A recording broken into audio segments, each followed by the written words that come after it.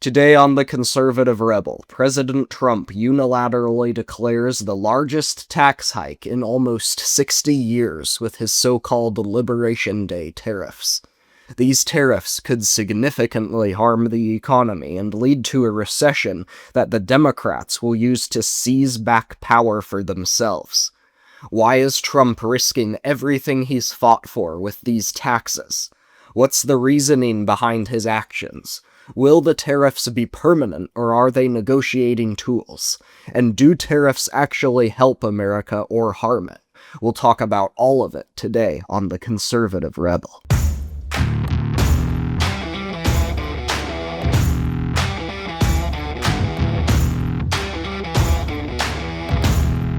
Anyone who's listened to this podcast in the past knows that I hate to be a contrarian or a party pooper. I hate to be the bearer of bad news or the storm cloud raining on people's parade. I'm lying, of course. I actually love doing all of those things. They are literally the reason this podcast exists. So today I am going to rain on the tariff parade. As you know, last Wednesday, President Trump declared that it was Liberation Day in the United States. Why? In what way were we liberated? Oh, we were liberated by the single largest tax increase since 1968. We will experience the liberation of higher prices, more taxes, and more government involvement in our lives. That's the type of liberation that America is going to get. I'm talking, of course, about the tariffs that Trump unconstitutionally declared without the approval of Congress, which is supposed to have the sole power to raise taxes, on April 2nd. Trump decreed that every single nation on the face of the earth would face a tariff of at least 10%, even if they have a trade surplus with the United States, even if they have zero tariffs on the United States. And the tariffs were vastly higher than 10% on dozens of different nations that have a so-called trade deficit with us. And there's been a lot of speculation since then about what precisely Trump's intentions are with these tariffs.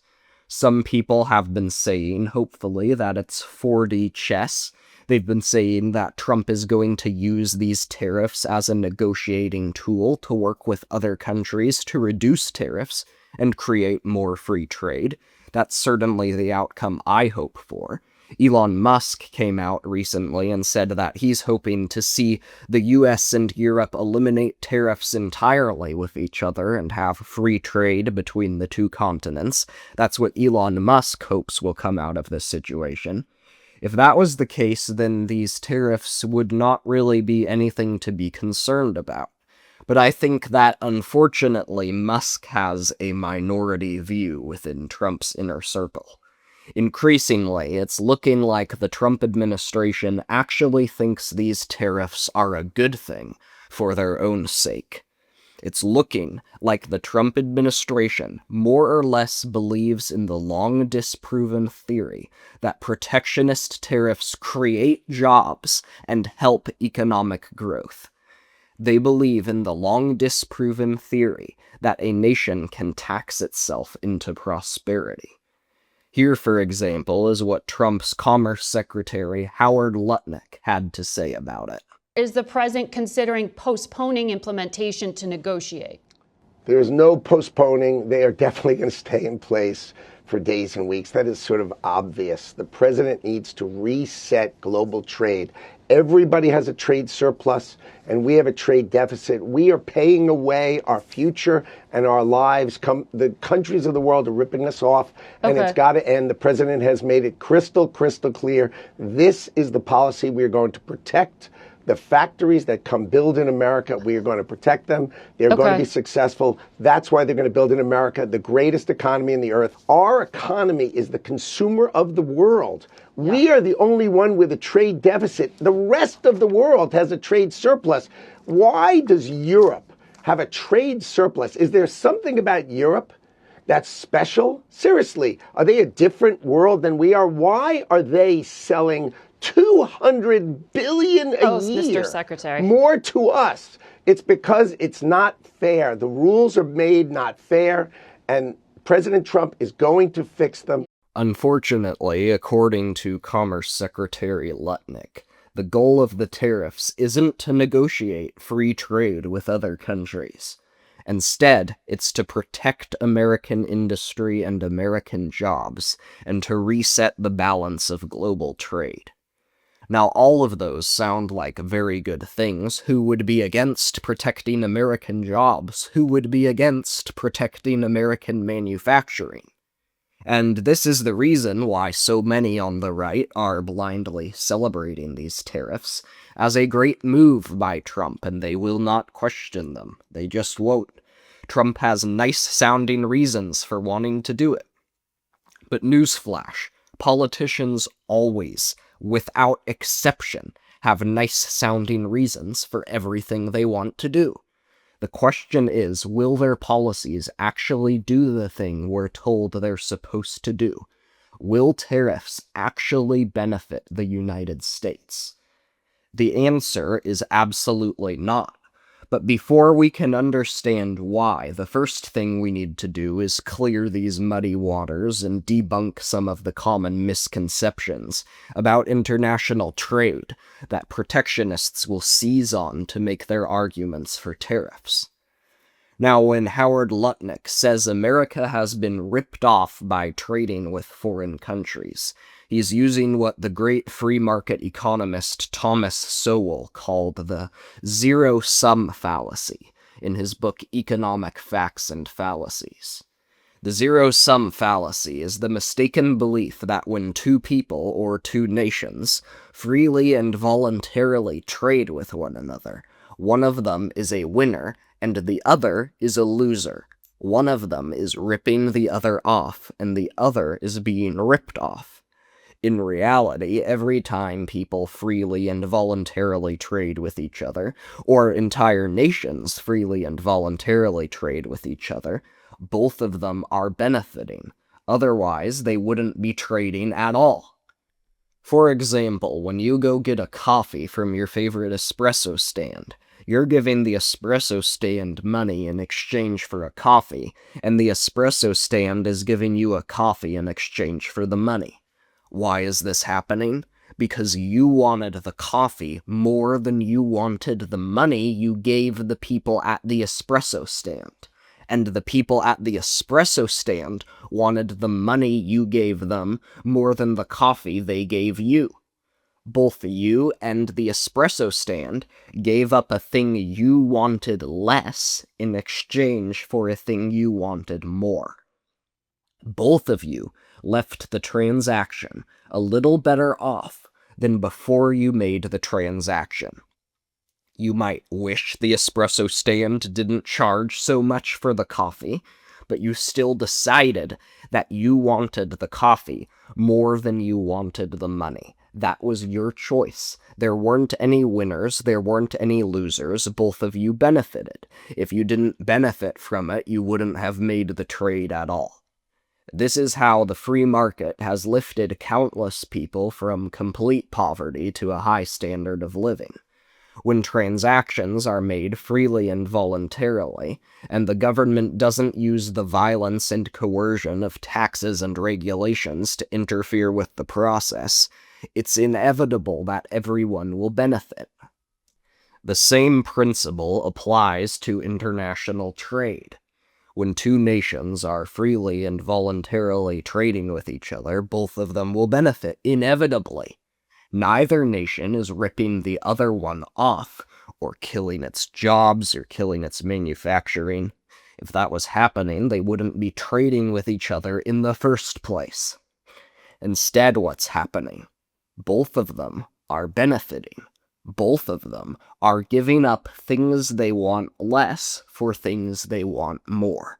There isn't a loser, instead both countries are winners. Sounds remarkably simple, sounds remarkably obvious.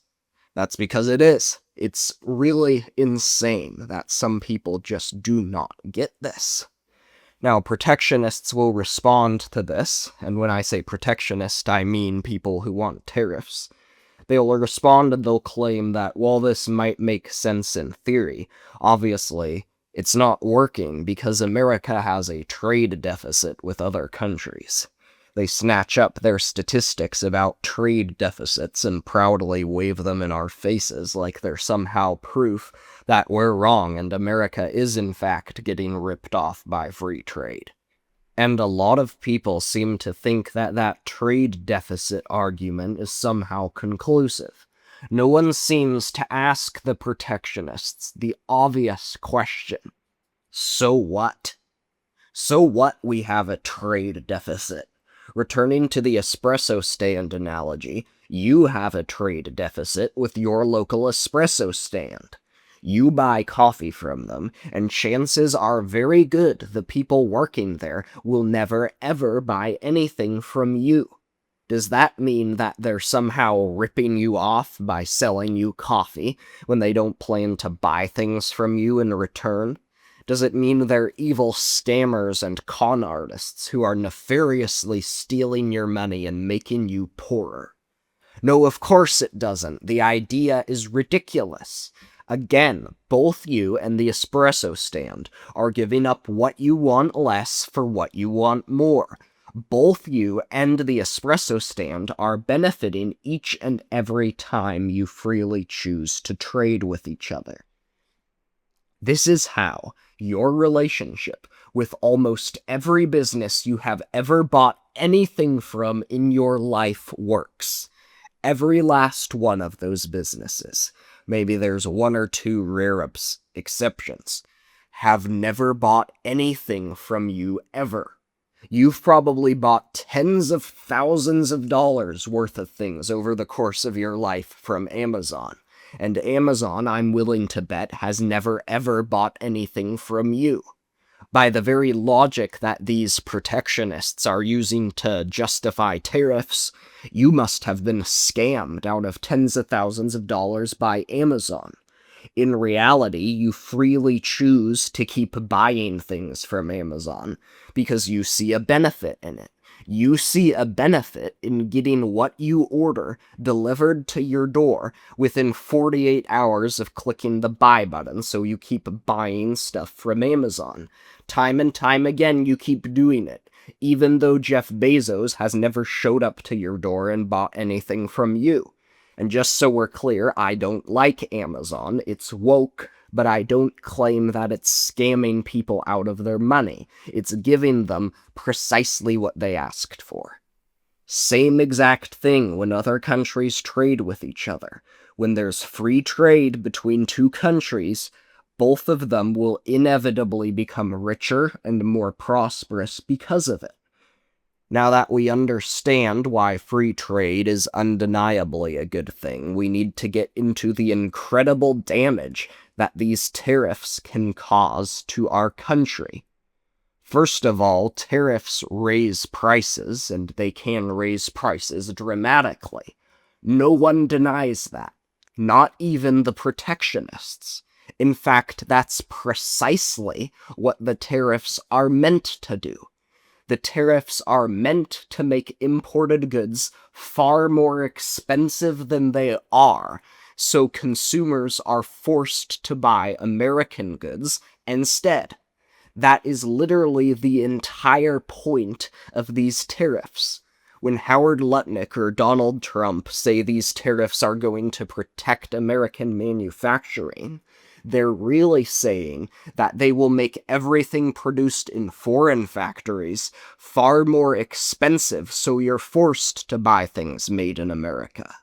When they say these tariffs are going to protect American jobs, what they're really saying is that the tariffs will make everything produced with foreign labor so much more expensive that people will be forced to buy things made by American workers. And it's undeniable that some companies and some workers and some industries will benefit greatly from these tariffs. You're not going to hear me deny that. But what's also undeniable is that these companies, these workers, and these industries will only be benefiting at the expense of everyone else. Always remember that government is a parasitic institution. It's necessary, but it is parasitic, fundamentally. It's not like a plant where it makes its own food from the sun with photosynthesis. It's like a fungus growing on a tree, sucking the life out of the tree so that it can survive. Government can't create any job without destroying a job. The government can't help a part of the economy without hurting another part of the economy. It can't create money without destroying the value of money. It can't give anyone anything it didn't first take from someone else, to paraphrase Henry Hazlitt. A lot of people on the right who recognize this as a general principle seem to think it somehow doesn't apply with tariffs. They think tariffs are a way for the government to create wealth out of nothing, to create jobs out of nothing, to speak prosperity into existence. In his book, Economics in One Lesson, the economist Henry Hazlitt used the example of a tariff on British sweaters to illustrate why this is false. A British company can afford to sell sweaters it imports into the United States at $5 cheaper than an American company can afford to sell them, in his analogy. Because the British sweater is cheaper, more people are buying it than are buying the American sweater. So the government implements a tariff of $5 on the British sweaters, so they'll be the same price as the American sweaters.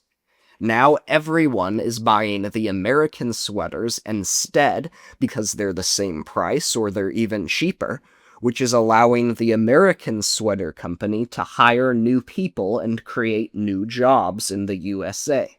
On the surface, it looks like the tariff created good-paying American jobs. Everyone feels good and patriotic. But in reality, because all the Americans who bought sweaters had to pay $5 more than they would have without the tariff, all of them have $5 less to spend on all kinds of other things throughout the economy.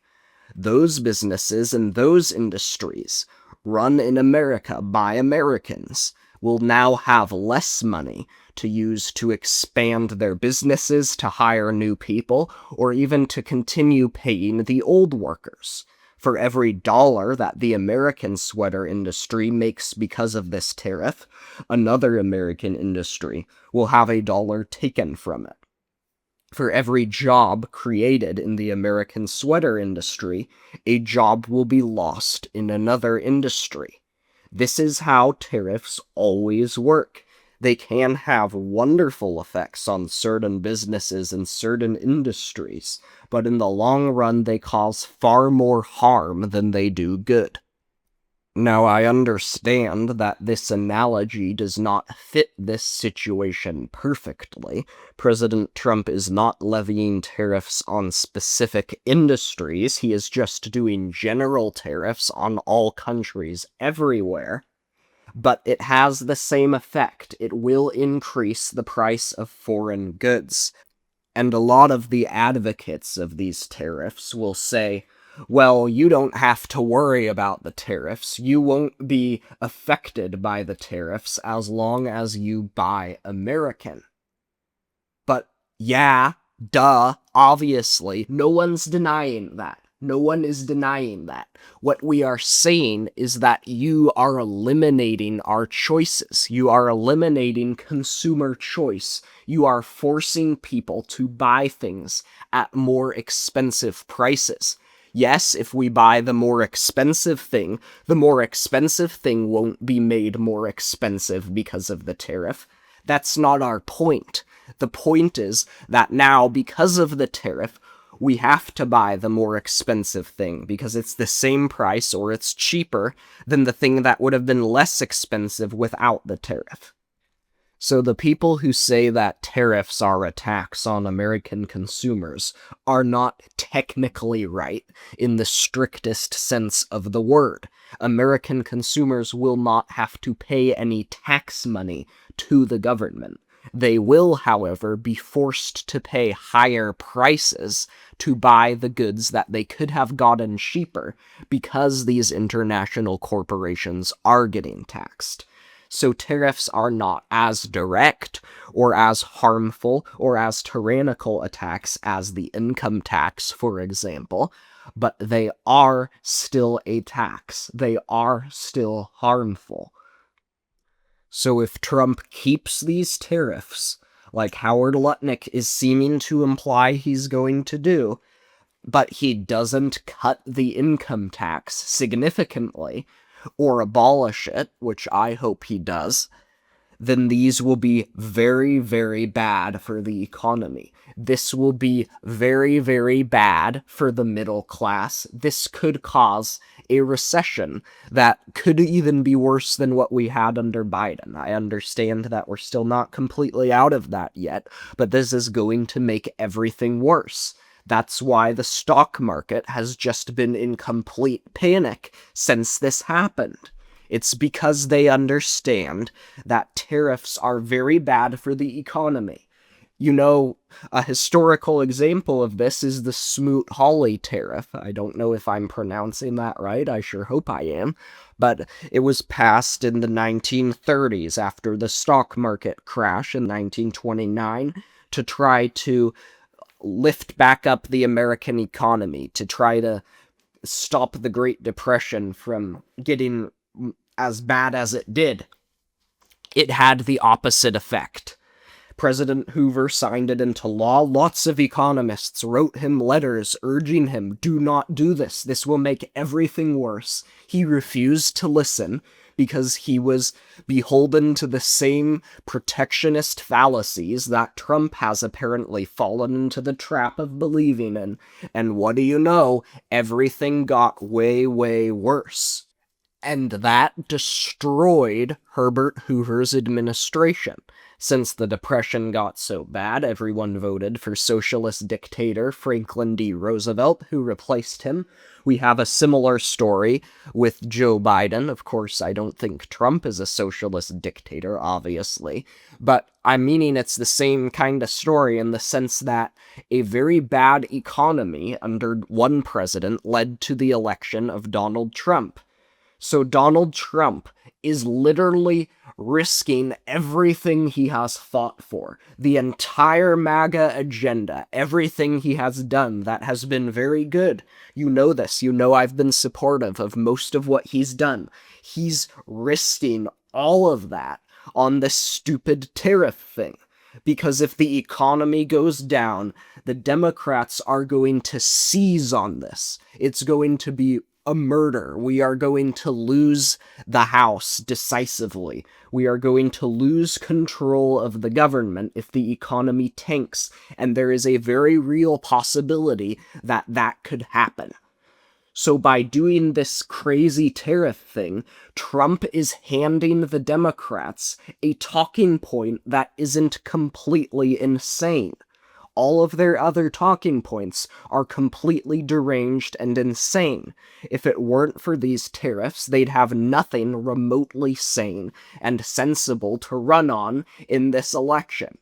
They would have pretty much no hope in 2026 and in 2028 to run on anything that made any sense to normal, independent, functional voters. They'd cry about Elon Musk's evil plan to save taxpayers' money. They'd cry about all the wonderful members of our amazing LGBTQIA2SPDAA+ community whose dreams of being Marines have been crushed by Trump. They'd cry about all the poor little doe-eyed MS-13 terrorists and murderers who had to go on the scary airplane to a scary, scary prison run by mean, scary guards who aren't very nice to them. What else are they gonna talk about but that? No one would care. No one would care about any of it, especially if we have some dork like Tim Walz or Kamala Harris running. It would be a murder in our direction. We would crush them. But Trump is throwing these lunatics a golden opportunity. He's throwing them a thing they can actually talk about, and they will be right on it. You're already seeing this happen. You're already seeing Hakeem Jeffries giddy. I don't know if you saw the clip. He is practically giddy that he finally has this thing to talk about. Democrats everywhere are talking about how Liberation Day is the increase in prices day. It's already happening. We're already giving the Democrats their talking point. It's insane. There is some hope, though, fortunately. There are a lot of Republicans who are already, they understand this. They understand that if they associate with this madness, they are going to get killed in the next election. So people like Rand Paul and Ted Cruz and many others are already coming out against this tariff. They're saying that they would support it, like I would, like every sensible person would, only as a way to reduce tariffs, only as a way to secure free trade agreements with other countries. And we know we have Elon Musk, who is a voice of sanity in the White House on this issue. He's made his opinion known, as we already talked about. So there is some hope that Trump will see that the stock market is freaking out. He will see that this is going to solve nothing and make everything worse. And he will learn from this, and he will take back these tariffs. Lots of countries, dozens of countries, have already contacted him, and they're trying to figure out what's going on and trying to avert a trade war, so there is a very honorable way Trump can back out of this and save face. He can just negotiate some free trade agreements, even if that wasn't the original plan with these countries, and he can minimize the political damage, he can do some damage control, and back out of this and save the Republicans' political future. But we don't need to get too ahead of ourselves. For now, these tariffs are a good reminder that just because our guy is in the White House doesn't mean we get to sit back and relax and assume everything's going to be great. If you want to stay free, you're not allowed to do that. I'm sorry, you just can't. As Thomas Jefferson famously said, "The price of liberty is eternal vigilance." We must always be vigilant, always be watching, always suspect those who hold political power over us. And these tariffs are a much-needed reminder of the truth of Jefferson's words.